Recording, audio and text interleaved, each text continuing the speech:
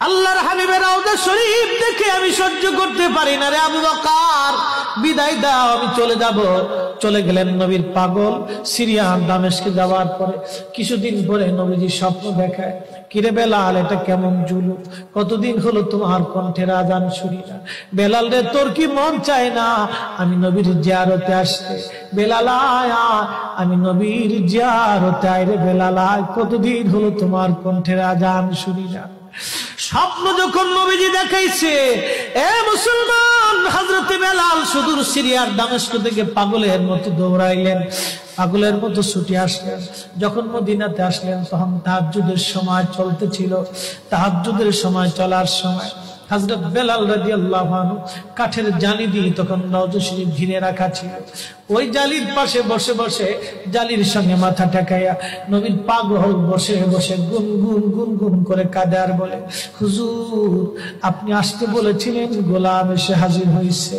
নবী গো, আজান দিতে বলেছেন, আমি আজান দিলে আপনি আগে নামাজে আসতেন, এখন আজান দিলে কি নবী আপনি নামাজে আসবেন? হুজুর, এখন আজান দিলে কি আপনি নবী নামাজে আসবেন? নতুন মুয়াজ্জিন আসছে আজান দেওয়ার জন্য, এসে দেখে নবীর মুয়াজ্জিন বেলাল কাঁদে। ডাক দেখে মদিনাবাসী শুনছো, নবীর মুয়াজ্জিন ফিরে এসেছে, বেলাল আসছে, বেলাল ফিরে আসছে। এই কথা শোনার পরে সব সাহাবী ঘর থেকে বের হয়ে দৌড়ায় এসে দেখে বেলাল কাঁদে। সাহাবীরা বলে, বেলাল আজান দাও, কতদিন হলো তোমার কণ্ঠের আজান শুনি না। বেলাল আজান দাও, কতদিন হলো আজান শুনি না রে বেলাল।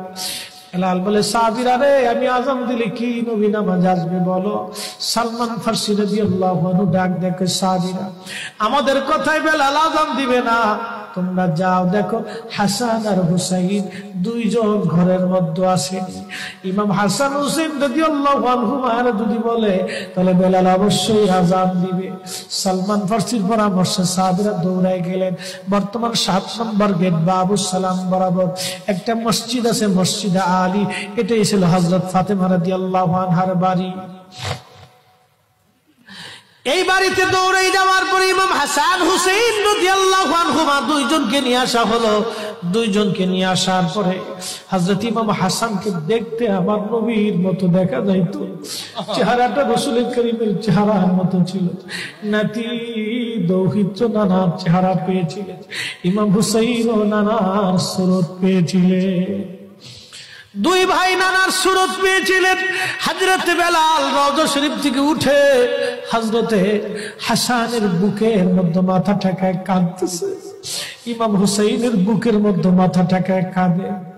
হযরত ইমাম হাসান ডাক দেখে, নানার মুয়াজ্জিন, কতদিন হলো তোমার কণ্ঠে আজান শুনি না। যেই কণ্ঠ দিয়া নানার আজান শুনাইতা, যাও গো ওই কণ্ঠ দিয়ে আমাদেরকেও আজান শোনাইয়া যাও।